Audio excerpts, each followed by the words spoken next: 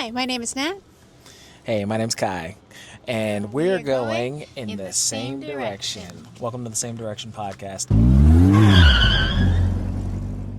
This is part 2 of the earlier podcast that we were doing. We still have our guest here, Bobby. Hello.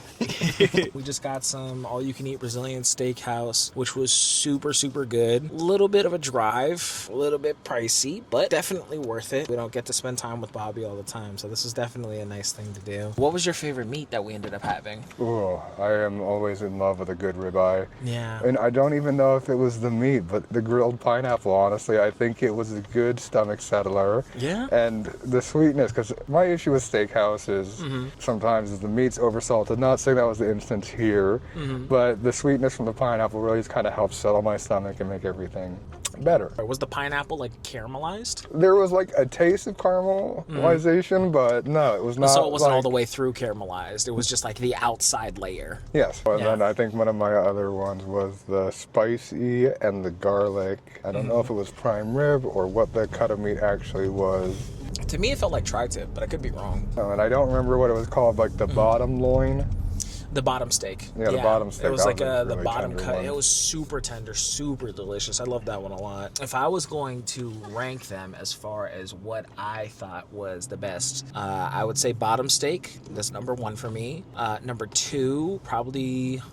Oh, I'm going to go off book. I'm going to say the second best thing, in my opinion, was the mashed potatoes, because the mashed potatoes were super creamy, super delicious. I would also say that if I was going to go number 3, they had these bacon-wrapped filet mignon. That was really good. It was a little dry, but it was still really, really good. Great flavor.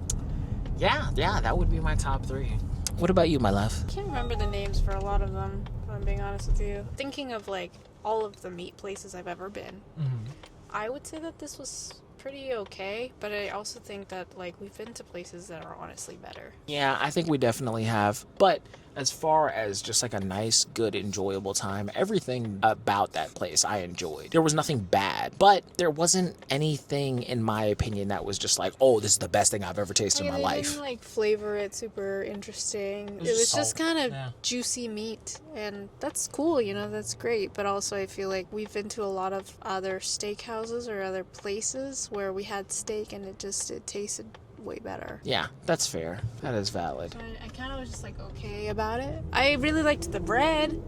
The cheesy bread was good, and I really liked the potatoes, but the meat part I wasn't like the biggest fan. I just thought it was like okay. I enjoy meat quite a bit, so I'm a little less picky when it comes to that. Unless it's just like an actual like ribeye steak. For me, steak has to be exceptional. Otherwise, I can just make it at home better, which is unfortunate, but my grandmother always told me if you can make something at home, why go out and pay for it, But that's just my opinion. The desserts were just kind of okay. There wasn't anything like amazing about the desserts that we had. We had we had flan and creme brulee. Yeah, I like the creme brulee. Oh, they got a Krispy Kreme over here. That's what we should have did for dessert. We just drove by a Krispy Kreme. It was a good experience. It was an enjoyable experience. But if we were going to go for an all-you-can-eat steak experience, we'd probably go closer to home next time. This place got really good reviews, and a lot of the people that we know said that it was really good. So, whoops.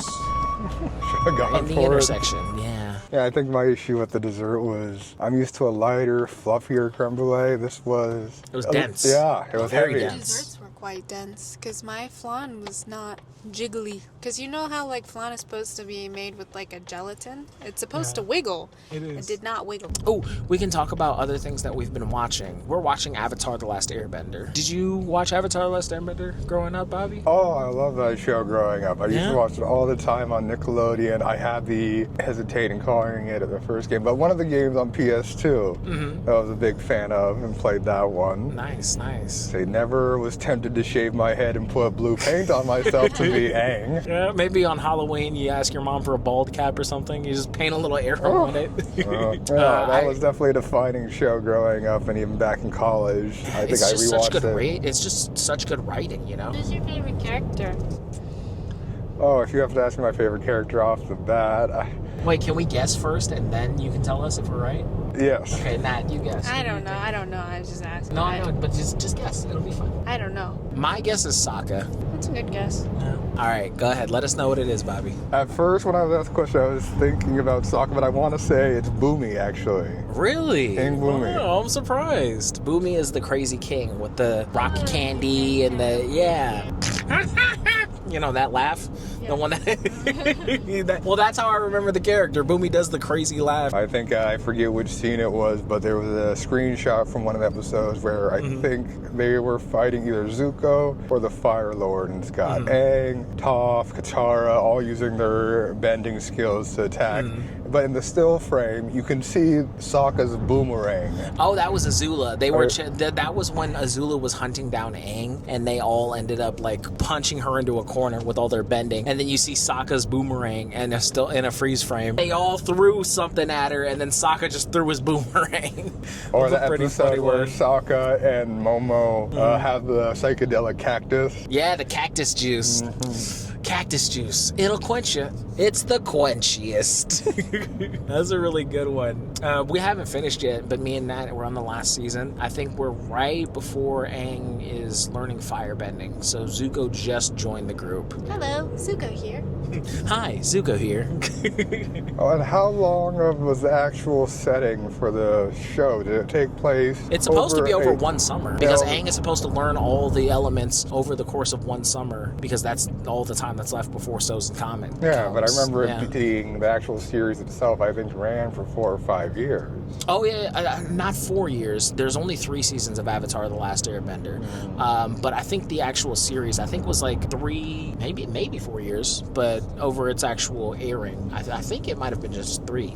I am curious to know what you think about Legend of Korra, though. Try your best not to give any spoilers, because I'm gonna make Nat watch Legend of Korra right after Avatar. I stopped watching it before it actually took some of the heavier turns of the series. So you only got to like season 1. Yep. To be fair, you're not missing much. Season 1 was probably narratively the strongest season of Legend of Korra. But how do you think she'll react after having Aang as her avatar to having Korra as her avatar? Oh, that'll be interesting because they're coming out with the 3rd installment with the Earthbender avatar, I believe. It's supposed to be twins. So Oh. Team Avatar guaranteed that the next avatars are going to be twin avatars. Apparently people are already hating on that one. Well, I can understand why. It's definitely a hard concept to wrap your head around, because if twin avatars could exist, why is this the first time it's happened over the entirety of the avatar's life reincarnation cycle? And also, they basically make like benders an extinct species in the new Avatar. Apparently, benders are just like, because of all of the things that happened in Legend of Korra, benders are not looked upon favorably. And if you are a bender, you're basically like recruited to be part of the military because you just happen to have powers, which, if that's the case and the leaks around that are true, that doesn't paint a world where hope is necessarily the Avatar's job. And in fact, they even state that the Avatar is not looked at as a positive thing because the past Avatar was not a good Avatar, narratively speaking. So now when people find out that the new earth-bending avatars are avatars, people kind of react with disgust. Well, I would say this setup Yeah. almost makes me think they're going to put it in a sense where one of them is stuck in the military and the other one's cast aside, and it feels like it's going to be twin versus twin. I mean, I feel like If that's I had to- narratively the only thing that makes sense. Even if because then why would there need to be 2 of them? That's just overpowered, and anything that they come across, they'd probably be able to deal with quite readily. And then at that point, that's just a power fantasy. If I wanted a power fantasy, I would just watch an anime like Solo Leveling or something like that, which is a great anime if you guys have ever seen it. It's good, like turn your brain off, dumb shonen type of fun. I don't know how I feel about the new Avatar, but what I can say is I'm currently enjoying a lot our current rewatch. I'm having fun with it. Are you having fun with it? Yes. Yeah. We also started watching Star Wars Clone Wars. Did you ever watch that one, Bobby? Oh, the animated series? Yeah, Yep. the animated series. I Yeah. watched it when it was first on Cartoon Network, actually. Nice, when it was airing still. Mhm. Was this back when we still had Toonami on Cartoon Network? I miss Toonami so much. Yes, yeah. Toonami was the ones that put it on. It came on, I believe, just before Dragon Ball Z and Naruto on Cartoon Network. Man, that is definitely a golden era in like programming, The blocks of cartoons and shows and quality that we got from that era was so awesome. I don't think we'll ever be able to recreate something like that feeling because, well, one, everybody has access to everything that they want to watch, so there's no anticipation, and two, most people don't have cable anymore. That's just not really a thing. Did your family have cable growing up, Nat? I think you've asked me that before. And we talked about it in one of the other other podcasts. And I told you that I've only watched cable when I was younger, when I was on vacation and I watched SpongeBob in Spanish, remember? I'm sorry, we're only like 4 episodes in and we're already running out of things to talk about. Well, I'm joking. We're not running out of things to talk about. I just have ADHD, so my brain goes in loops. And sometimes I'll remember something from the past conversation. I do that a lot in our regular life too. Like I'll just like rehash conversations because I can't remember. And Nat, bless her soul, she's so nice she won't even point it out. She'll just have the same conversation again sometimes with me. And I'll be like halfway through and I'll be like, oh wait, we've already talked about this. She'll just kind of give me a look like, yes, we have. You have played Shadow of War before, right? Yes. Yeah? Speaking of Shadow of War, you know about the Nemesis system in the game and how it was patented, right? For WB Games. I don't know how it was patented. I know which system you're talking about. So the system, the Nemesis system, where basically, certain orcs will come back and they'll try and fight you, that's the Nemesis system. And that entire game mechanic was patented by WB Play, the division of Warner Brothers that does video games. That patent leads me to another thing that I think is interesting that I wanted to talk about. Game Freak, the company that makes Pokemon, patented the ability to summon creatures from a capture ball. And I am interested in what y'all think that will do to the gaming environment, because it's not just Pokemon who uses like a capture system. It's just summoning a creature from a ball in general, or summoning a creature to fight for you in general. They patented that system. So how do y'all think that will affect gaming in the future? Because that changes what developers can actually do with games, as far as like if you wanted to have a creature battle kind of game, or even just if you wanted to have a character, summon and deal with certain things for you. I feel like there are definitely ways around it. Yeah. I don't know exactly which parts or aspects they've captured or patented for a video game, but I don't think it could actually keep. Like I can't think of a reason right now. Yeah. Well, it was just a thought that I had. It is something that I definitely do worry about, because it's like, that is a very vague definition, and it's not something that's inherent to Pokemon games. You were able to summon things in games way before Pokemon became a thing, like Dragon Quest. I'm pretty sure some Final Fantasy games did that as well. Patent has to have specific wording. If you don't have specific wording, then there will be loopholes. If you were just to go based on what you just said, where like you can't summon things from a ball, then you can summon things from a square, a cube.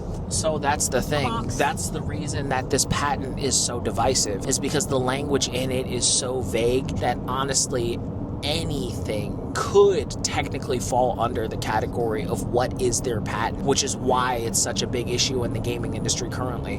Because people who look at this, who are making a game, will now be limited to not even do anything remotely related to the patent because of how vague its wording is, therefore stifling creativity and making it so that their games can't use anything that's even similar to the same mechanic. And it's not just that mechanic. All of the patents that the people who make Pokemon have made recently were extremely vague. So much so to the point that they shouldn't have gone through. But the patenting office, for whatever reason, decided to grant them these super wide, stretching, vague things. And Nintendo is incredibly, historically, been very litigious when it comes to trying to sue people when they think it infringes their copyright or, their IP. And that's the dangerous part about it, because if you have such a vague set of patents that could apply to almost every game mechanic, and there's quite a few others, if you guys are interested, please do the research on this particular topic, because it is something that is going to affect the landscape of gaming in the many, many years to come. It is interesting to me that, one, these patents that they made got passed, two, how vague they were, and unfortunately, three, how it is going to negatively shape the games that are going to be made in the next 10 years if those patents hold. All right, okay, so I just looked it up. Yeah. It was in September they made this patent, September of 2025. It's not, this is an AI answer that I'm reading right now. No worries, go for it. Patent does not broadly patent summoning characters and letting them battle. Mm-hmm. Instead, it details a specific software system for a player character to summon a sub-character, like a Pokemon. Yeah, see, that's where where it gets complicated because it's a sub-character. Almost every game has a sub-character in it. No, if what he's saying is right, then it's based on the software. So not it's like, you know how in Pokemon on the DS, Game Boy, whichever, pick your flavor, you're walking through a path, and then one of those just characters that are on like a swivel, and eventually they make eye contact with you. Yeah. That kind of software they have patented. It's just So the software. It's not the idea of using... The engagement systems that they use in Pokemon right now for all the games, I think, has been patented. Interesting. Where I believe maybe if you were to actually go up and approach a character, you could then engage in a battle, but I don't think they could be like, oh, it's on site. I see you. I'm coming for you. I think, like, also a patent is normally not something that's just for an idea.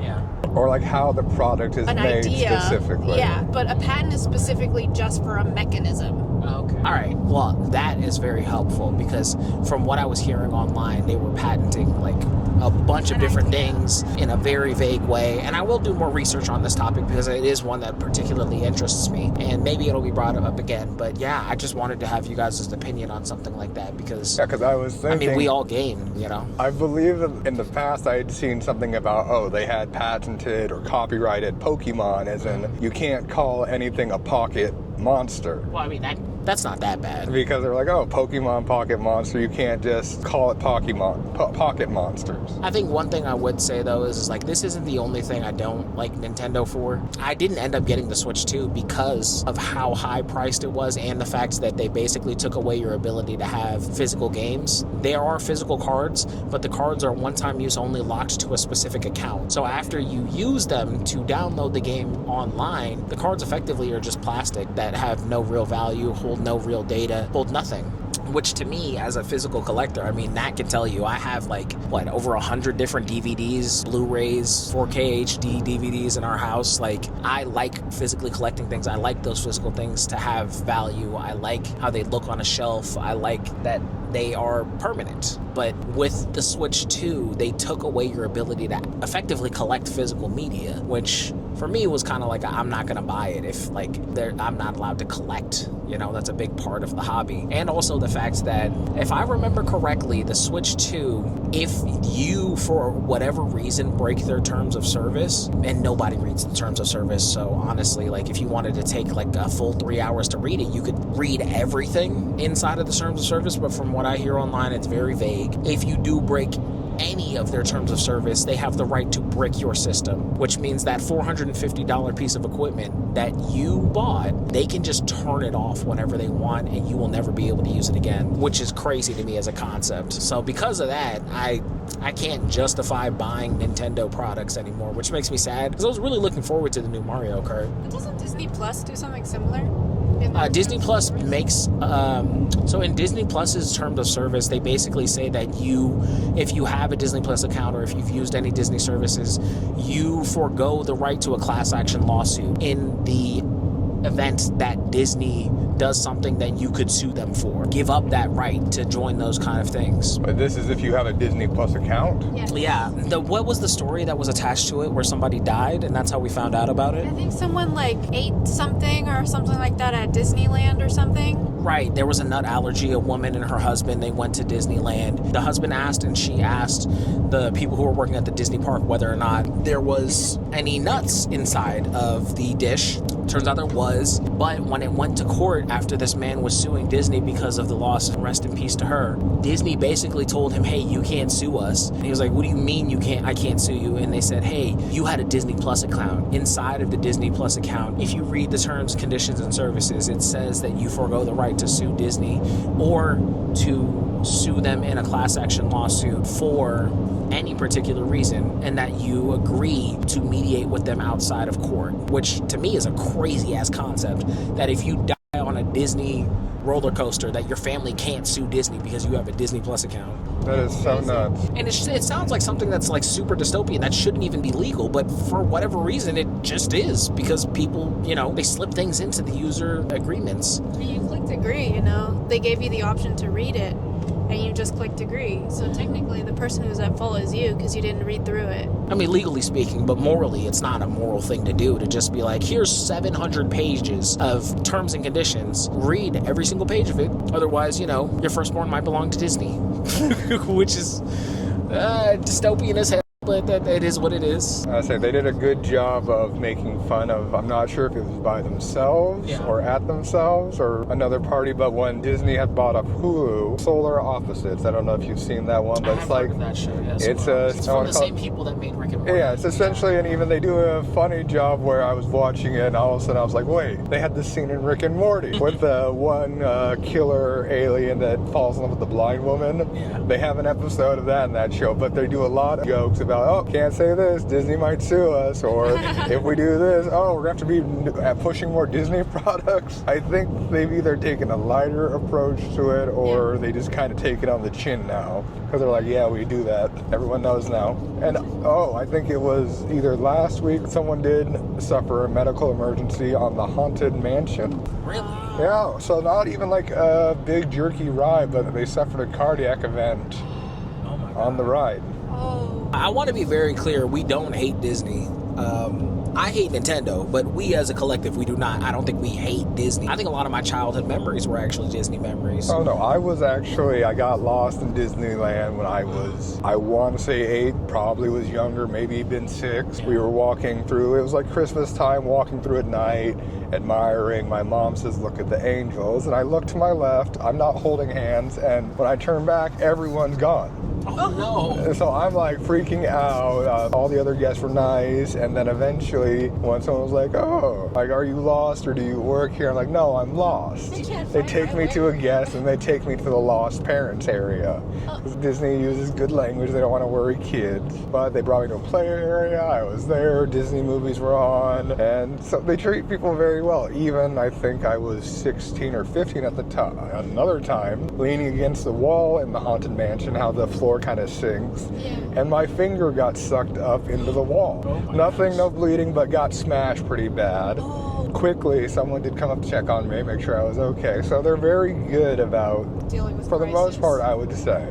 Now I'm thinking of a time where I ended up getting lost where I was a little kid. There was an after-school place that I used to go to, kind of like a YMCA, but just a little bit smaller than that. Normally, my mom would come pick me up after she was done with her second job, because my mom had 2 jobs. So she would do one shift and then do another shift and be done at like 8, and I would stay with my grandma. But this particular day, I wasn't staying with my grandma. I was at this place, and I wanted to walk home to my mom's house. I thought I knew exactly how to get home from this place to my mom's place. I did not. I was very confident though. I told them, hey, I'm gonna leave, because my mom was like an hour late to pick me up. So I told them, hey, I'm gonna leave and I'm gonna walk home. And they're like, you know how to walk home? And I'm like, yep. And I just walked out the front door and nobody stopped me. Nobody checked with my mom. Nobody texted anybody. They just took it at faith that I knew what I was doing as like a 7-year-old kid. So I get to the corner, and what I was supposed to do was take a right and walk like 5 blocks and I would have saw my house. But that's not what I did. I took a left and I kept walking. And since things looked familiar because my mother had driven down these streets to get home before, and my 7-year-old brain, I'm like, oh, I'm going the right direction. Until I was like 40 blocks out and I had no idea what was near me, no idea where I was, what was going on. And then I started panicking. And as like a little kid, like when you panic, it's not like a regular kind of panic. It's like hysterical panic. Like, like, so I started freaking out, and there was like this really old, nice looking house, and I just, because I was like freaking out and like crying on their stairs, this couple, they like come outside and they're like, oh my God, little boy, are you okay? Like, what's going on? I was like, I'm lost. I can't find anybody. I need to get home. And they're like, okay, well, where do you live? And then I told them my address, and then they were just like, okay, it's fine, we'll drive you home. I just take it at faith that they're gonna like help me, and I get in the back of their car, and then as we're driving to my address, I just thinking, well, you know what, since these people are nice, maybe I can like convince them to buy me McDonald's, because my mom never buys me McDonald's. So I say to them with like the most manipulative little kid face, like, I haven't eaten anything, do you think I can have some McDonald's? And they're like, yeah, sure, we'll buy you whatever you want from McDonald's. So I was like, okay. And then we go to McDonald's, and they're like, you just tell the lady in the little call box whatever you want and we'll buy it. And I go, thanks. I'll have a Big Mac, 20-piece nuggets, a McFlurry, a large fries, 2 apple pies, and a milkshake. And then they go, is that going to be all? And I'm like, yep, that's it. And then they look back at me, and then I go, I was really hungry. And they're like, sure, you know, whatever you want. And then the bill came out to be like fucking like $70. So they pass all that food back to me, and then as I'm eating and munching, I realize like, oh, I didn't even like, you know, see if they wanted anything, and I'm like, I have half a bag of French fries. Do you guys want half a bag of French fries? And then they go, no, that's okay. We don't want to have a bag of French fries. And I'm like, okay, that's good. I wanted to use them on my McFlurry anyway. So they finally get me home, and they drop me off, and they say, do you want us to walk you to the front door? And I go, no, that's okay, but I had a question. And then they were like, yeah, sure, what's your question? I was like, what are your names? And then they told me their names, and I immediately forgot, and I was like, okay, bye. So I walk up to the front door, I knock on the front door. Mind you, it's pitch black. It's like 11 p.m. at this point because I had been walking for so long. My mom opens the door, she cries, she freaks out, she's like, where were you? And I was like, I walked home. And she's like, what? And I was like, I walked home and it took a long time, so some strangers bought me McDonald's and now I'm home. She hugged me and she gave me a kiss on the forehead and then proceeded to savagely give me a whooping because she was basically getting ready to like go to the cops and like basically fill out like a missing persons report. But that is one of the times that I got lost. There's a few other times that I got lost as a kid. Do you have any stories of like when you were little and you got lost, Nat? No? I say for me, Disneyland was only big when I got lost. Yeah. I wasn't a runner. I was an explorer. I would go exploring a whole bunch. Like there was a couple of times where my mom lost me in a Costco and I was just out there collecting free samples and I just assumed that I would find her at some point, and I did, and she also got mad at me. It's funny the way that like kids' brains work. Like there are certain moments where like there's all the urgency in the world for them, but then at other moments like literally a nuke could go off and they'd just be happy eating their Pop-Tart. Oh, that brings me to another question. Bobby, do you plan to have kids at any point? Yes, I want to have kids. I am actually the third, so my father and my grandfather all share the same name. Mm-hmm. I always think I want to have one child. I think I could have two. Yeah. Because I always worry about sharing with them, making them get equal attention. So yeah, for the longest time, my knee-jerk answer has always just been one kid. Yeah. But yeah, I feel like I need to have, or I want to have kids. I think I would like if our kids were friends with your kids. I think that would be nice. It's always hard, but it is nice when your kids can grow up together with another couple. Yeah, because then they always have like that family friend, that like support system and community just kind of already built in, which you know they already will because they'll have us, but at the same time it's like it's nice to know that they have somebody their age. Oh man, now I'm just thinking about like Christmases and Thanksgivings. I haven't ever learned how to cook a turkey. Do you know how to cook a turkey, Bobby? Oh, I know how to smoke a turkey. Yeah? Oh, nice. Do you know how to deep fry a turkey? I've never deep fried that. I don't count. I don't think I'm a lucky man, so I would be one of those people on American You burnt down the house video trying to fry a turkey. Where it's like we're outside, I feel like everything's safe. I would be trying to put it in with like a like a long pole. You duct tape the turkey to a freaking hockey stick. And there we go. Some kind of bird would fly up behind me, hit me, and I would dump it in and then get showered with hot grease somehow. Oh my God. You know what? Maybe we don't deep fry a turkey. What I will say is if you've ever had deep fried Uncrustables, man, that shit is life changing. You know what Uncrustables are? Yes, the peanut butter and jelly. Yeah. So me and Nat, we went to a barbecue with a friend recently, and they introduced me to deep fried Hot Pockets and deep fried Uncrustables, and boy, did them shits hit. Are they just deep fried, or is it like they just deep fried it in peanut oil? It was awesome. So it's not like with the fairs. I know they still do the flour.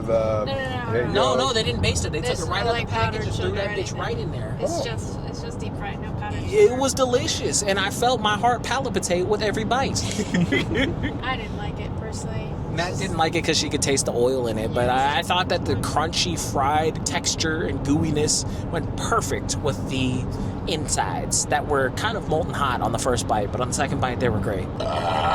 Ooh, excuse me.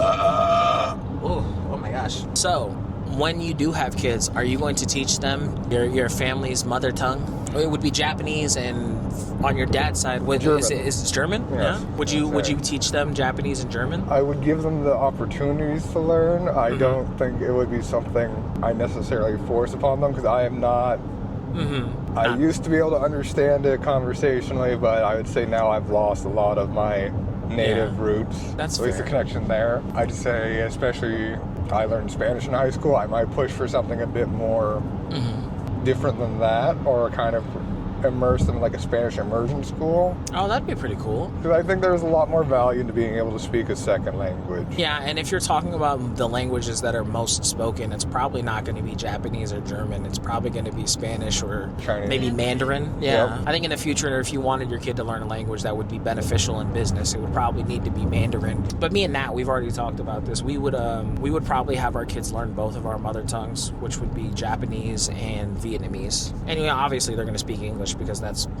our first language. But well, actually, no. Spanish is Nat's first language. We would also like our kids to speak Spanish, but that's like 4 languages, so I know that's kind of a big ask for kids. It's possible. You got to start them very early and be very intentional with it. I think it'd be very confusing for them to get them straight, though, because I know for me, when I was younger, I always mixed my languages together. Yeah. So when I spoke Vietnamese, I mixed in Spanish. And when I spoke Spanish, I mixed in Vietnamese, because for some reason my brain just couldn't keep them straight. Yeah. While English, I didn't mix in anything. So it's like, I had a hard time separating them. Yeah, but you also are very smart, so it makes sense that you'd be able to know all 3. Whereas for me, I struggle just to like do basic Japanese. I can speak, I can't write it at all. But I think like when you start to learn languages young, it does help with the plasticity of how well your brain learns things.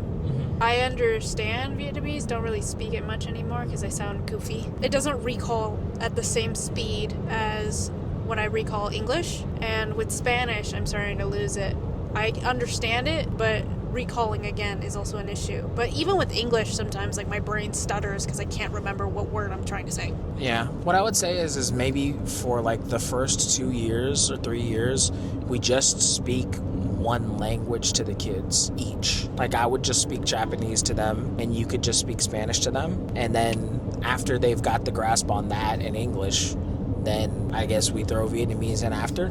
That would make the most sense to me. Because once you've already learned one of the Asian languages, I'm not saying they're exactly the same, but it would be an easier transition from that than just straight up English. I think like the reason why out of all the languages I lost Vietnamese the fastest is because my parents would speak Vietnamese/English. So then my English also was messed up because I didn't know all the words because they mixed in Vietnamese words in, and then my Vietnamese was messed up because they would mix in English words. But my Spanish ended up being really good because my nanny only spoke Spanish. So she didn't mix in anything. So like the reason why I would get confused and mix my languages is because my parents would mix in languages. And the reason why they mix in languages is because at work they would do the same with each other because they have to speak English to their patients. So when they speak to each other, they would use English words within the context of Vietnamese words. And even now, like when I talk to my parents, my mom tries to speak to me in English, but she doesn't know all the words. So then she struggles, and I'm like, I understand Vietnamese. Why are you talking to me in English? And then she switches. She's used to like speaking in English to people now. That is interesting. Language is definitely a complex thing, but it is necessary to understand the culture,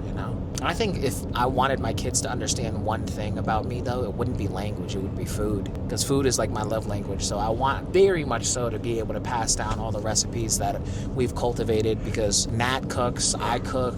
Just recently you made this amazing salmon dish? Oh, yeah. With this special honey. Oh, it was so good. Go ahead, talk to him. I made like a honey salmon dish, and I also mixed in the sauce that I made with some spinach. I made it like a twist of something I had made before, and I think I improved it for sure. But I'm not honestly, I'm not that great of a cook. I'm not that good at it. She's lying. She has 4 or 5 dishes that are absolutely bomb. But because I am a chef, she's very harsh on her judgments of her cooking. I love her cooking. I think her cooking is amazing, and if I didn't like it, I would tell her how to improve it, which I have before in our relationship. At the beginning of our relationship, I used to tell her this needs more salt, this needs more garlic salt, this needs more pepper, this needs more smoked paprika. But we've gotten to a point in our relationship where she critiques my cooking now. She'll be like, actually, I think it needs this, or I think it needs that, which I'm pretty proud of, that we can just kind of without ego, look at each other's dishes and immediately know what makes it better. Speaking of favorite things to cook and things that we like that we've eaten recently, Bob, can you go ahead and tell us one of your favorite dishes to cook? You don't cook much, do you?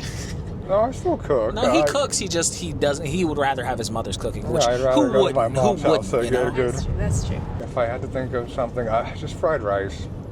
I mean, that's a solid staple, man. Fried rice is really It's good. easy. You can make a lot of decisions on the fly with kind of what you're feeling. You can do a red meat, white meat, add spinach, add cabbage, not cook it with egg, without egg. I think that's my go-to recipe is lately. But I always love, especially now it's getting to be winter again, ramen. Oh, Ramen on a cold night, really good. Especially when you do pot stickers, throw in an egg while it's cooking, green onions, get the whole shebang in there. Oh, 100%. Make it a whole event. Speaking of which, we just recently found a new ramen place. We got to take you to it, man. It's so good. It's so good. We lost our favorite ramen place a little while ago. They shut down. But this new place is as close to that old place as we have gotten. We found it in the Raw Marathon video. Yeah, we did. We found it in the Raw Marathon. Quite a few of the ramen places were busts. How did you guys survive that raw marathon? Because I feel like after the first place or second place, just because I know how big bowls of ramen can be. Yeah. So- it was just 2 days. The first day, we had it for lunch, and then after that, we went into a food coma, completely passed out, and then Kai overslept, so then we ended up going to another ramen place that was not the one we wanted to go to, and that one also was awful. Yeah. And then from there, we waited, and then another day we went to the final one. Because we only went to 3. So the third one was the best one, and we're glad that we saved that one for last, because if we had done that one first and then went to the other two, that would have been so anticlimactic. I guess what was the draw for the last one then? We missed out on the chance to go to that one because they had more strict rules for how long they're open. It was one of those places that closes for lunch, and then it also closes pretty early for dinner as well. So basically, like, they close for lunchtime. Like, they don't serve lunch, I think, from like 2 to 5, and then they open back up at 6 for dinner. Okay, yeah. So that was why, because I took that long nap, we just didn't get a chance to go to them. There was a ramen place by where I went to college. It was similar. It was only open from like 11 to 2, and then it would open at like from 5 to 8:30. And it was one of the best ramen places I've had. I can't remember the name right now. We're looking forward to going back to that ramen place. That place was really nice. It was really good. Yeah. Tomorrow is our anniversary, too. Yeah, it is. So we have this thing, we're one of those annoying couples that, like, we celebrate the months that we've been together, not the years. So that way, overall, we're just more appreciative of our relationship, as opposed to if we only celebrate once a year. I can answer. It was during the. It was during the festival, Outside Lands, right? So it would have been the second weekend in August. Oh, right, it was right near my birthday. If I had to guess, it would be either the 8th or 9th. Usually, like, that festival is like from the 8th to the 10th. So yeah, because it's on my birthday. It was back in 2021, so that would have been the 6th that we would have met you, or the 13th. I guess so. I never thought of it that way, but I guess we have an anniversary, Bob. No, we do. No, it was definitely this. God, now it's killing me that I can't remember. It must have been the 13th. Yeah. If it was 2021, we would be coming on this year up to so that would be 4 years, right? now. Yeah, we passed the 4-year mark, actually. Oh, we already did, yeah. Friendiversary. Yeah. I'll have that Kamara Koff one. You know the nice box? Yes. I'll have that for you next time as a belated friend's anniversary gift. Yeah. Yeah, friendiversary. Oh, I am so sorry, podcast. Oof, I'm kind of bloated from all the meat we eat. Ooh, excuse me. Out so fast. Yeah, they were. The service was amazing. They just kept bringing us meat, even though we had the little card that said no more meat. They just kept forcing their here's some more meat. Here's some more meat. Waiter, specifically, he never looked at it, and he would always go on me and Bobby's side, and always be like, "You want some, darling?" No. I swear, one of them snuck up when we were looking the other way, reached on the table, flipped my card to yes, because I could have sworn I put it on no. You put it on no. But then after he ambushed us, I looked back towards Kai, and I see green. This? I'm like, wait, I didn't do this. I think the first time he said darling, it was nice, but then like the 6th or the 7th time he said it, I was just like, I keep telling you no. I keep telling you I'm done. We're good. We're good now. We don't need the extra food. But it was nice. I think having too much good service is a problem I would choose over having too much bad service anytime, in my personal opinion. I like the chance to be able to actually talk to the people more, the wait staff. Yeah. So would rather have them be overly friendly. I mean, I'm sure there are definitely situations where if you're on a first date, now you don't want that interruption. It's true. But it was nice. We felt cared for. We did. It felt like almost like being at somebody's grandma's house where they keep asking you, like, you want some more food? You hungry? It's just like, I already ate like 3 plates. I think I'm good. And then 5 more minutes later, they're like, are you sure? So, what do we talk about now? I'm open to y'all throwing some topics on the floor. God, it's like that moment when someone asks you to give an example and your entire mind just goes blank. Like, Tell me about yourself. Shit, am I a person? What do I tell you about? Like, I guess where's some place that you guys have wanted to travel that you haven't already? that's a good one. For me, it's definitely Mexico, because Nat's been talking up this particular resort that she went to as a kid, like, since we met, basically. So I really want to try that place, because I hear that the food's good, it's a nice area, you don't have to worry about things, because it's very touristy. This specific resort that I used to go to, they have like Italian food, they have Mexican food, they have Asian food, like they have like different restaurants at night, and if you sign up for it, you can like rotate them through all the nights of your stay, so you can try a different one every night, and it's like really nice. And their steak there is really good. I got their filet mignon in like their steakhouse one, and it was really, really good when I was little. I hope that they have a tomahawk. I've never had a tomahawk steak before. I would love to have one of those. I remember my parents, they would get like a T-bone steak, and like they said it was really good too. But it's like super juicy, and they have like people playing music in the background, and it's like really nice. Nice. I also been craving going to visit Vietnam. I really do want to go back, because I've been before when I was little, like 2 times, 3 times. According to our friend Sunny, he said that it's quite different than the last time I had been. So I really do want to go visit again. But I get nervous visiting because I obviously I can't speak the language as well. So it would be kind of difficult for me to go around. But yeah. That's okay. Our friend Sonny, you guys have actually met him before on the podcast. Our friend Sonny, he said that he'd be happy to take us to Vietnam with him one time, and just like travel around together. So that would definitely be fun, and maybe we'd get some cool vlogs, some cool podcasts out of it. So yeah. There's also a tattoo artist that I really want to visit in Vietnam. Prices in Vietnam are obviously cheaper, and she's really, really talented. So I would love to visit and get a tattoo from her. Nice. Good question, Bobby. I guess this kind of segues me to a new question, because Nat, I know you have tattoos. Kai? I do not have any tattoos, but I want my first tattoo to be a Japanese tattoo. So I already know what design I wanted. Did you ever watch Spirited Away? Yes, I did. So Great you know movie. the dragon Haku? Yes. The white dragon? I wanted to get a white dragon arm sleeve, like literally from the top of my shoulder all the way down to my forearm. And I wanted it to be a specific style of tattoo. There's a specific style of tattooing that they do in Japan called tebukuri, and it's like the one where it looks like they're hammering the ink into your skin. So basically, like, there's one guy who has like a chisel-like needle. In his other hand, he has a hammer, and he's basically hammering the ink into your skin. It's a style of tattooing that used to be exclusive to the Yakuza, but it's been more modernized recently and more widely accepted as like a very, very good way to get tattoos that maintain deep levels of color, because the way that the needle goes deep into your skin actually makes it so that the level of color stays vibrant for much longer. You won't have to get it touched up nearly as much just because the color is so deep. And I thought that with a more vibrant color like white, getting that deep color in would make it really pop. White is really painful though, just to let you know. It's okay. I don't mind pain. I don't know if I mentioned this on the podcast before, but I used to do martial arts, and I have a pretty high pain tolerance. I learned to love it because pain meant progress when I was in martial arts, because you kind of train past the point of exhaustion to almost pain. So for me, mentally, I kind of created the link between pain and progress, almost like literally embodying the saying, like, pain is gain.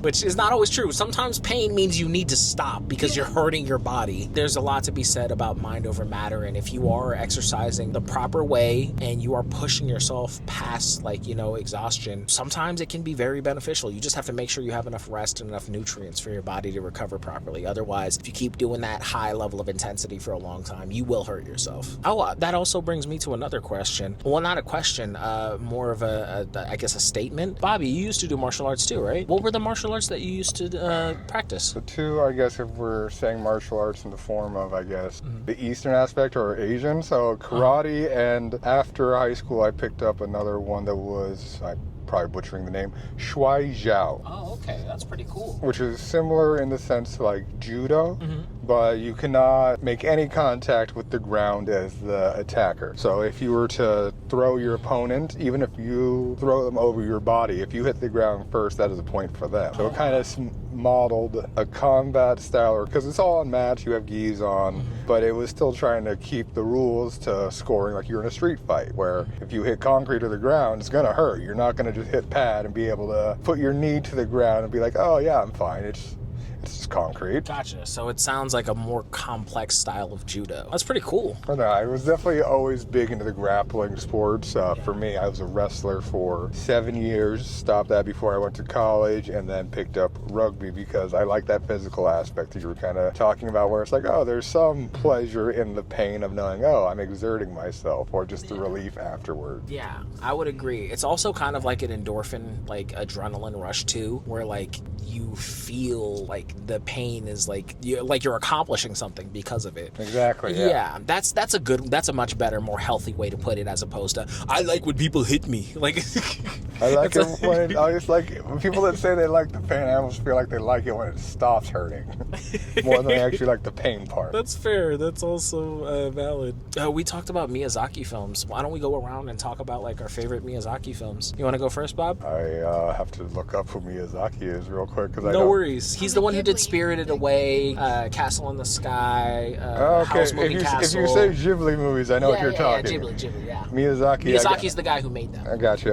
So yeah, I have to say, and he made quite a bit of them. I think the more recent ones have been his son. Yeah. Well, except for The Boy and the Heron, which we never watched. Yeah, but no, he came back to do that one. Yeah. It's between Howl's Floating Castle and Totoro. Gotcha. I think would be my two movies. Totoro, I don't know what it is. Maybe it's the big cuddly part. Maybe I just really like cats, and Totoro reminds me of a giant cat. Or it was the cat bus in that film that got me. Yeah. I think the most recent one that I have watched of the Ghibli movies is Howl's Moving Castle. That one's a really good one. I think I've seen that twice in the past year and a half. I really enjoy all of the Ghibli movies. What was the first one that you watched? First one that I watched, I think it was either Spirited Away or My Neighbor Totoro at one of my neighbor's houses, actually. Yeah. Was Totoro the first one you watched? No, I believe it was Spirited Away was actually the first one I watched. Ah, nice. My favorite and the first one are actually the same thing. It's Castle in the Sky. Castle in the Sky was one of Studio Ghibli's earlier films, if I remember correctly. It wasn't before Totoro, but it was before Spirited Away, I believe. But most people don't remember Castle in the Sky. But the girl, Chihiro... Oh, wait, no, not Chihiro. You know how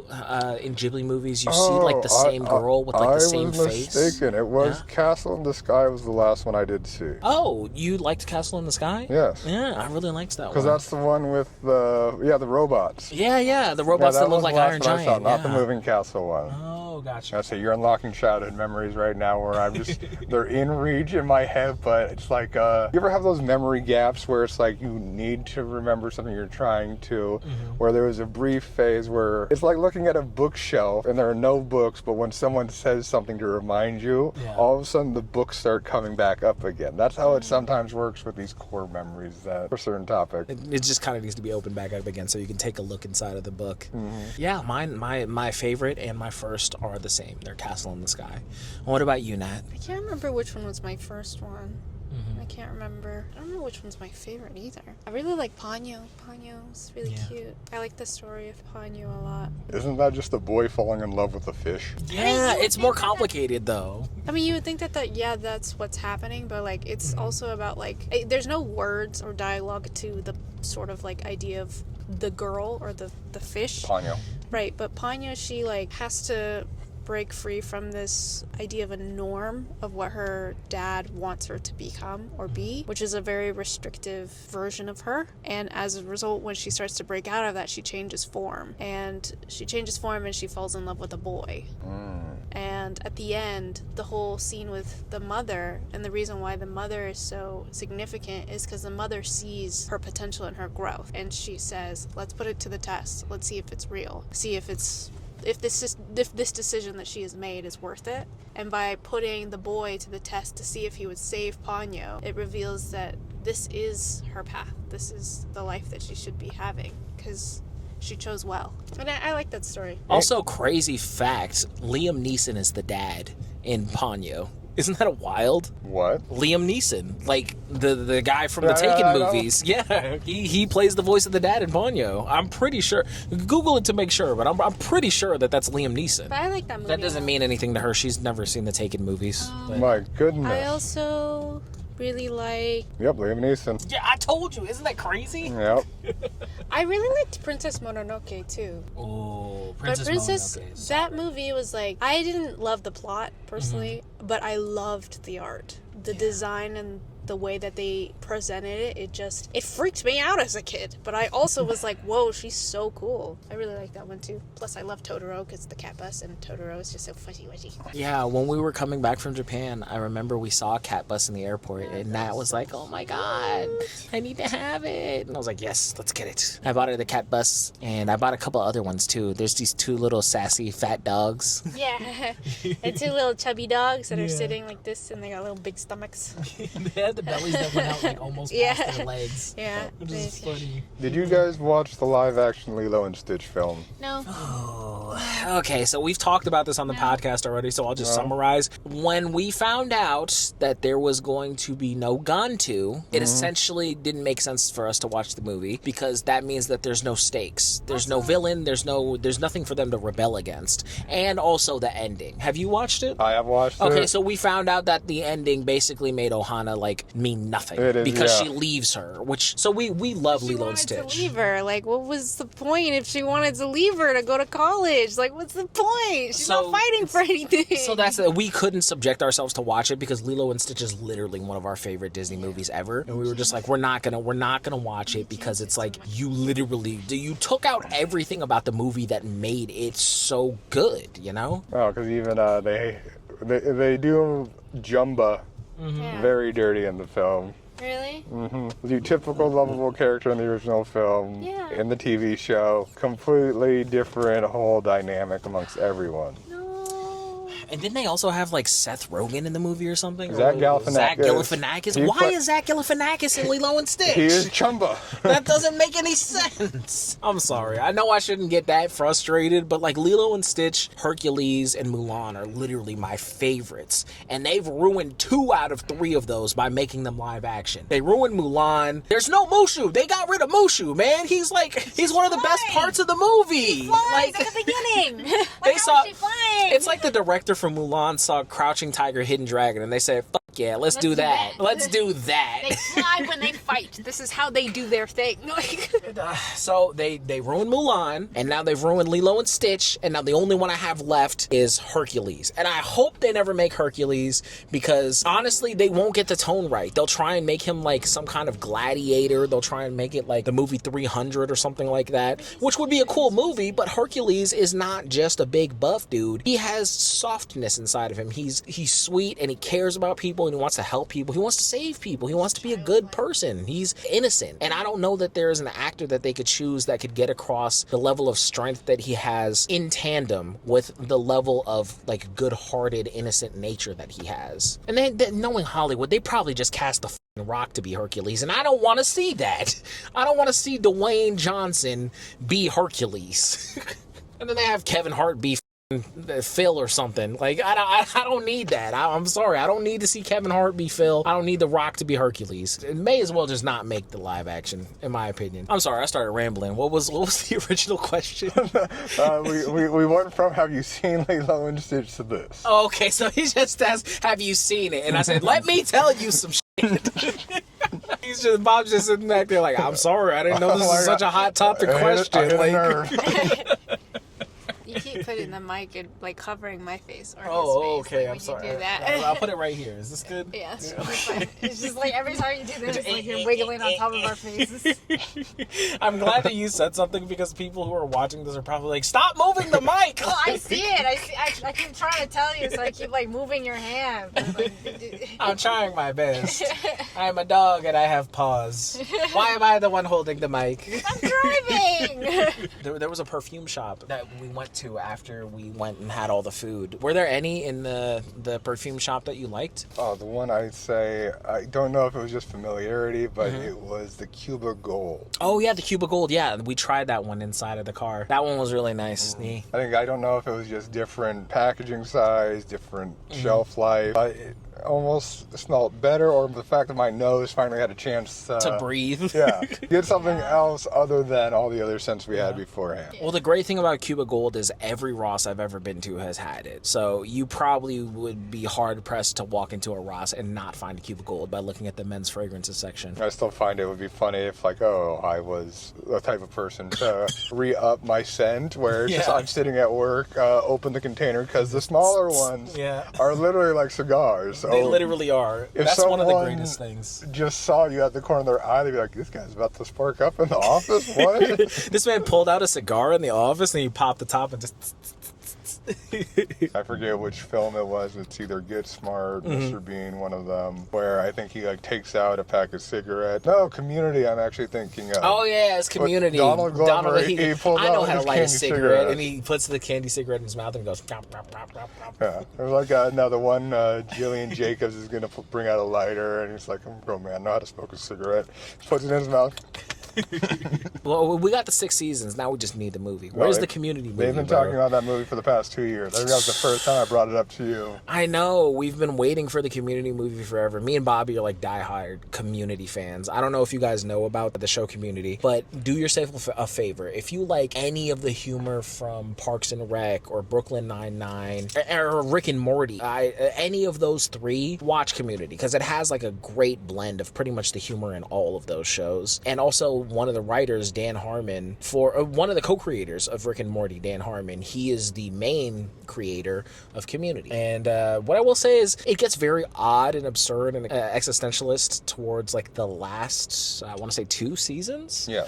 But the first 4 seasons, some of the most solid seasons of sitcom television I think I've ever watched. Yeah, it was definitely a time, and I was sad with the later seasons as we transitioned those 10 episodes seasons. Yeah. But it's still, like, the early ones are still 24, 25 episodes for the first 3 or 4 seasons. Yeah, and honestly, I understand their want to try and make the show evergreen, but it's kind of hard to do that when you have characters that genuinely grow throughout the show. There is a time limit. They're in college, and also, you know, like, their character development is tied to how much time has passed in the actual show, so it's kind of hard to just keep the show going forever. But I think that they were trying their hardest to make the show as long as possible, which is why there are certain moments where you'll see characters devolve out of their character development growth and like backslide, which actually, if you want to make the argument for realistic writing, real people in the real world backslide all the time, and they will act outside of their character and revert to their previous character. I guess in that way it's not super unrealistic, but you want to see your characters grow. You want to see them have growth and get better and learn new things. It's complicated. I really love Community. It's genuinely, I think, my favorite sitcom. But it's not perfect. It's not perfect, and that's okay. We should watch that again sometime. I'd love that. Mm-hmm. Yeah. I watched Cabin 10 last night. That was something on Netflix. I'm a big fan of the thriller mystery films. Usually I like a bit more paranormal twist sometimes. Okay. I don't know if I would say in line with Midsummer or... Yeah. I'm trying to think what else there is like that. But it was a good film. It actually stayed in a little bit of realism where it wasn't too far-fetched. And you just didn't know where it was going at first. So you didn't know if the woman was actually out of her mind, if everyone was against her, if it was just one individual person. But they did a good job of keeping it all in the realms of reality. Speaking of thriller horror, have you ever watched, it was one of the Bong Joon-hoon movies? I'm butchering the hell out of his name, I'm sorry. A Korean film? Yeah. Not The Cop, The Devil and Me? No.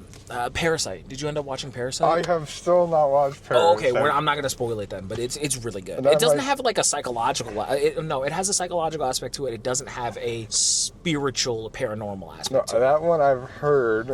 I know it won the Best Picture, or one of those big awards. Yeah. But it's more commentary about, like, social class relations. Yeah, and elitism, and yeah, it's got a lot of those things inside of it. It's a good film. If you wanted like a horror that's a series that is supernatural, I would recommend 2 things. Do you know Stephen King's book The Mist? Yes. Yeah. Have you ever watched the movie? Yes. Okay, so there's a TV show attached to it on Netflix, I believe, and it just expands the universe. It's the same concept, different characters. I thought it was really good. I thought that expanded upon the world and the idea of the mist more. But unfortunately, I think there was only like one season of it. That one was really good. And there's another show on Netflix called Sweet Home. It's really hard to describe Sweet Home, but it's a Korean horror. There is a plague that basically morphs human beings into physical manifestations of their biggest sins. We have talked about this one before. I'm on the 3rd season. I fell off after season 2. Yeah? Okay. So, you did end up watching it then? I did,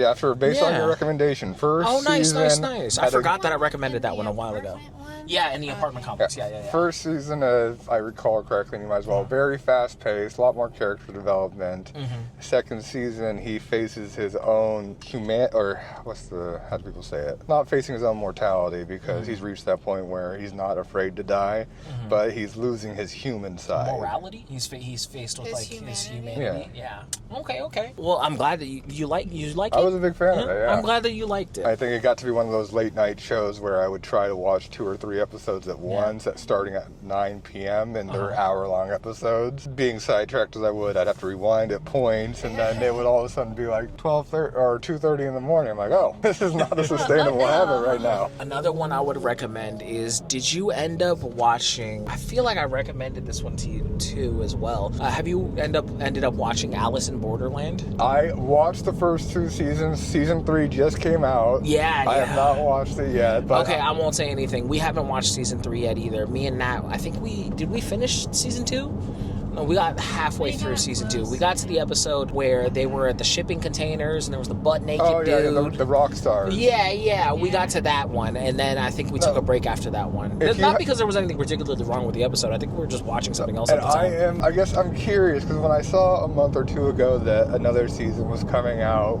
I was very confused, because at the end of season 2, they never wrap up the story in the first season. Okay, we're not at the end of season 2. No, I know, but at the end of season 2, you think everything's good. You think there's closure. You're satisfied with how it ends. At least I was. So when I saw that they were bringing a season 3, I was just like, what? What are we going to do? What's happening? The ending of season 2 was such enough, just my mind was blown. Yeah. If it was a U.S. television show when it came out, I don't think it would have survived some of the politics that could be associated with it. Okay. Oh, yeah, no. I definitely understand how a secret ruling class and a dystopian future could affect people's enjoyment of a fantasy world. At the end, you wonder why. It almost leaves you more confused of where the sci-fi came from. Yeah. But I recommend finishing it. Let me ask you a question. Within the first season, what do you think was the episode that messed you up the most? Because I already know what it is for me. It was the game of wolf and sheep. Is that the one where that's the one where if you look at them, it changes them into a wolf or a sheep? Yeah, okay. Yeah, that one, oh my god, that episode messed me up, man. Especially because you see everything. You see their relationships, their friendships, their survival, and then they think to themselves okay, once we finally have a grasp of what these games are, what's gonna happen, how we're gonna do, and we think that we can make it, and then they flip it on its head real fast. Man, that messed me up real bad. Great show though. Amazing show. Amazingly well written.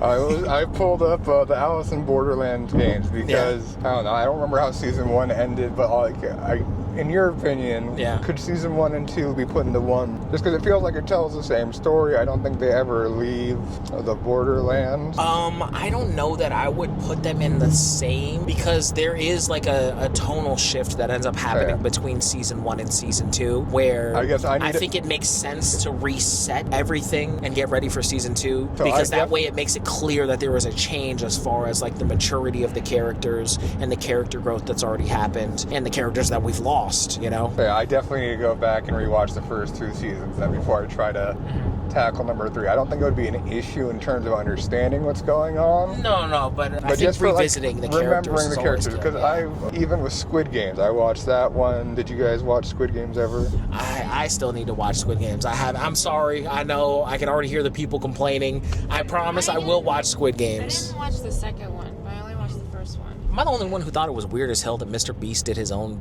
Squid Games, but in real life? That was very strange. Am I the only one who thought that was weird and dystopian as hell? Yeah, Like, it definitely had pushed the bar over. It's like, I've never watched those videos. the whole point was these people are in peril, their lives are awful, they're in debt, and Mr. Beast was like, I bet I could do that. Like, the only difference is that nobody got shot during the Coco thing. Like, nobody got shot during that. What's the point of that? Like, did you not see what the point was? The point was greed is awful. Yep, that's exactly how season 3 ended, with that kind of story. Still very sad, and it's, I don't know, I wish it would have ended differently, but it shows a bit more reality to how it probably would have gone. Yeah. Because not everything can have to be that fairy tale ending where, oh, everything worked out in the end. It's definitely a risk when you approach it that way, but almost the emotion it leaves you with makes it a better series or a film. Overall? Yeah, if it doesn't necessarily, like, oh, we all survived and all made it. We're better people because nothing bad happened. Versus, okay, a character pushes through. I think even,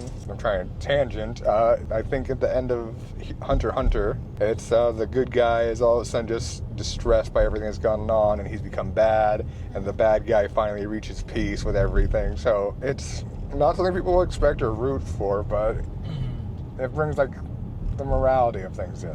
Well, speaking of morality, we were talking about Avatar: The Last Airbender earlier. What's your opinion on Zuko's character development? Try your best not to ruin anything of what's going to happen. Zuko just joined the group. That's where me and Nat are currently at. Without spoiling his big reveal of how he changes and does better. What's your opinion of Zuko's character growth in general? Like from beginning to the end point. Very well done, I'd say, for the most part. I'd say I'm shocked at first with what I did see after he joined the group, but now kind of being able to look back and reflect on the show, it made him more human. I'm still using vague language to try again not to spoil anything for Nat, but they didn't just be like, oh, everything's happy now. It actually went through what conflicts they would face if, oh, I'm now paired up with my sworn mortal enemy from 2 weeks ago. Yeah. Can you imagine what that would even look like in real life? I don't think I hate anyone half as much as Zuko hated Aang for the entire series. Yeah, but he hated him because... Well, he represented something different for him. I had something similar, not no malice or anything bad like that, strong towards another person, but... You had an archnemesis? No. Bobby had a rival?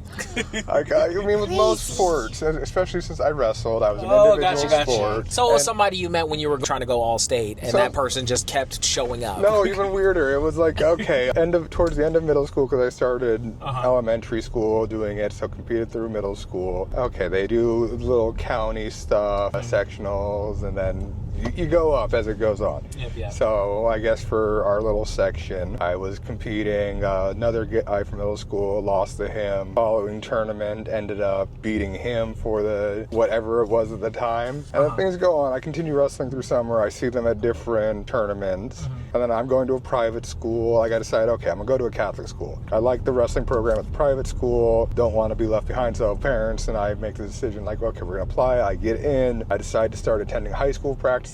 I walk into the summer club practice, but none other is the team that I have been seeing and where I was going back and forth with this guy. And so it's just this guy that we weren't friends, we were competitors. And then all of a sudden going to, we're now in high school on the same team.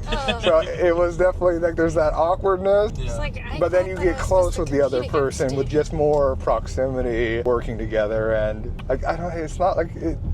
It's not like you hated the guy. It's more just you are my opponent, but you are not my enemy, kind of a thing. And it's now you were my opponent, not my enemy, as you said, but now it's you're not my opponent anymore. You're now my teammate. And now I'm actively trying to help you get better and vice versa. Well, that is interesting. Yeah. I think that's pretty cool, though, I feel like nobody can make you grow the way that, somebody who challenges you does. In particular, pertaining to sports. Because I wouldn't tell a person, get in a relationship with somebody who just argues with you all the time. That's not challenging. That's just arguing. You want to be a better politician? Find someone toxic. Put a ring on that. No, don't do that. I'm really looking forward to getting to play that game. I know we already talked about it before, but I'm looking forward to playing Yote. I just have so many other games that I'm playing right now. Oh no, I'm still bad where I don't know if you're like this, maybe you have better self-control than I do, but now living by myself, no roommates, just me, like I will go through phases of, like Assassin's Creed Odyssey was the last game that you gave me that I've been binging still. And I mean, it's such a good game though, and also you can play through it 2 times because you can play as the guy and you can play as the girl assassin. Once you beat it, you can go back with your current like weapons from the first playthrough and you can new game plus that game. I'm currently 400 hours in and I just got to my second playthrough with the other assassin. I did Cassandra for the first playthrough, so now I would be playing as Alexios, yeah. And I think the game initially was intended or written primarily for Cassandra, but obviously they explain in the game it doesn't matter, you could be either or. Yeah. But it'll be interesting to see how that goes. But I have still just been, I think I'm almost 300 hours in and just completely sidetracked by the side missions. Like I've just literally let the main story go to the wayside and I'm just like, oh, I must do all these little side missions first. I feel it. I mean, it's hard not to though, because there's so much content in the world. Oh, and the one thing I don't know if you have any intention of replaying Ghost of Tsushima. Like I want to do the new game plus with that, and especially since I still have the chance to download and play the DLC for the first time. I'm debating if I want to do that or just go to New Game Plus where you get curses as well. Because once you get all your curse slots equipped, your character actively is bleeding. Like permanently? His armor skin then becomes the spot where he is just, it looks like he's leaking black oil. But there is just like blood, but looks like oil for just PC. So he's just leaking oil like the Tin Man. That's pretty funny. And I think that the New Game Plus option there and some of the curse perks, it hinders you intentionally. So you make the game harder, not easier with the perks. Interesting. So it's basically just like adding another level of difficulty to the game. Yeah. I gotta play Ghost. I haven't finished Ghost. I know that one's... Wait, have you played Spider-Man yet? I feel like I gave you that. You did game give me too. Spider-Man. I've not gotten to that one. The first one is honestly the best one. So like if you wanted to play any Spider-Man game, play the first one. Because all the DLC in the first Spider-Man game is like enough to be a whole game in and of itself. And I still have, you gave me Red Dead Redemption 2. I've heard it's basically just like a movie. So it's almost hard for me to want to play, okay, this game one day, this game the next day. When you could easily put 10 days straight of just into any time of those in games. Yeah, Red Dead Redemption 2 is a super long game. I haven't even finished that one. No, I think isn't the walkthrough itself like 10 hours? What you're talking about is like one of the first missions, the tutorial missions. Yeah. I think that one is like 2 hours. Yeah. And it even makes you walk at the same speed as the rest of the characters in the story mode. It's funny. So have you played the Wolverine Origins game ever? The video game? Yeah. I have Wolverine Origins. Haven't played it. I was a big fan of that one because of the real-time damage. Yeah. And you can actually see his healing factor in real time. Oh, that's pretty awesome. I forgot you have that, the original one for, what is it, PS3, PS2? I had it for PS3, and then I, being the kid I was and being a video game addict, beat it in like 3 or 4 days. Yeah. And then it was my cousin's birthday coming up. Oh, so that's re-gifted sweet. that one. Yeah. Before the times of being able to actually use the disc, download it to your system, and then gift it to another person. Yeah, I feel it. It's a good memory. Oh, we still have to play Deadpool. I have the Deadpool game for, what is it, PS3? I think it's PS3. I'm pretty sure. Okay. And we were playing that together, but we haven't finished it yet. I just left it since the last time we played it. I didn't go any further than the point in the story that you had I don't know gotten if to. you showed me or I saw it just on social media, but that's one of the games where if you fail to pass a level a certain number of times, his character will just jump to the next checkpoint for you.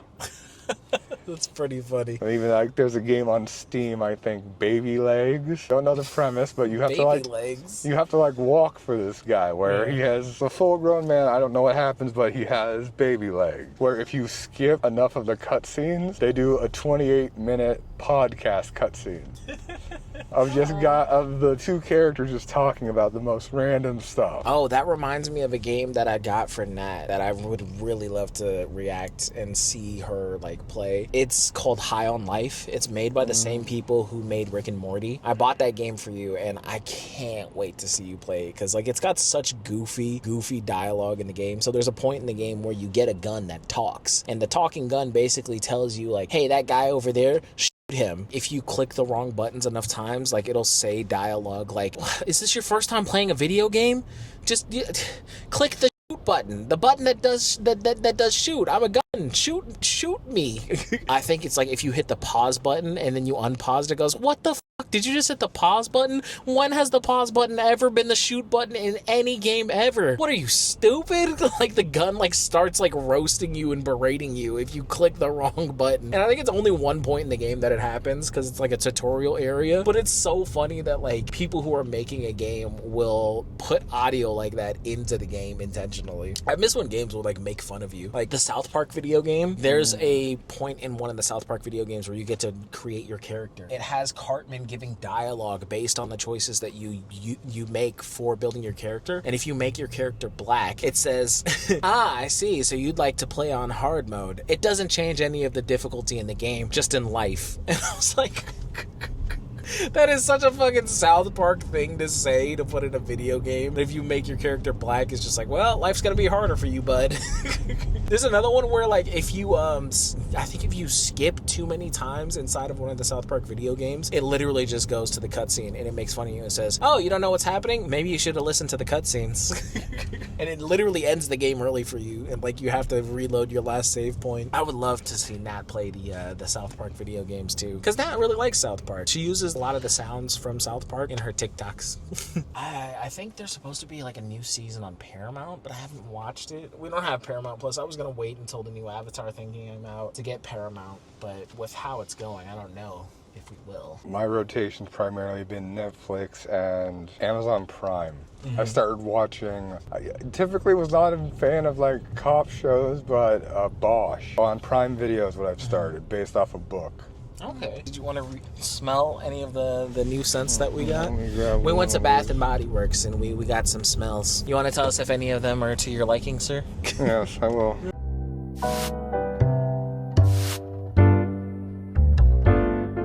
We're gonna go Covered in Roses to start. Yeah, go for it, bud. All right, I actually liked that one.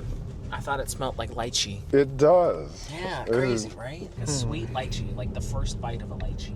Yeah, so it's definitely the start, then it kind of fades away, but I like this one. Yeah, Covered in Roses. Would not expect the sweetness from that one. I think most of Bath and Body Works is just sweet stuff, no? What was the other one that you had from your childhood, my love, that you really liked? The cherry blossom one, but they've had that one for a long time. I think they changed the formula at some point. Ooh, I like the champagne one. Or no, In the Stars. Yeah, that one's really nice. I actually remembered that one in particular because a girl told me that she was wearing it at a restaurant like 4 years ago, and it popped into my head when I was there. So you like the In the Stars one too? In the Stars one, yeah. Let's see, what else? Okay, well, you doubled up on In the Stars. Yeah. Japanese cherry blossom. Let's go with that one. Yeah. I don't know how to describe this one. I like it though. It's subtle. It's not anything too strong. Yeah. Much more subdued than the other two. It smells like a baby product. Yeah. You know what I mean? Oh, like a baby oil or a baby powder? Yeah. So it just smells. It's like that nice, clean, soft smell. It's like Creamy. yeah. Creamy strawberry pound cake. Yeah. Yeah. No, definitely Strawberry. Strawberry and vanilla. I can smell it in the front seat. It smells like a strawberry cheesecake. It does. That is a very intoxicating strawberry smell. If I wander into anyone else later tonight, they're going to wonder why I smell like a boutique. Be like, who are you with, Bobby? Bobby, you smell like a sexy stripper. How do you get so lucky, Nat? She's great at finding parking. She literally finds parking wherever we go all the time. Half the time I get here, I tell Kai time. Yeah. And when I'm actually on time with leaving, it's like, sorry, Kai, I got here like 20 minutes ago. Just taking my fifth lap around the area to find a spot. She's very lucky. She's very lucky. I'm hoping to manipulate her luck into us winning the lotto at some point. And if we ever win the lotto, you'll know why it was. It was because of her luck. The parking. We'll never have good parking again, but I'd be willing to trade that for a nice long driveway. It's all right. I'm going to figure out how to use it. My name's Nat. My name's Kai. My name's Bobby. Thanks for going in the same direction. Thanks for listening to the Same Direction podcast. We'll see y'all next time. Bye.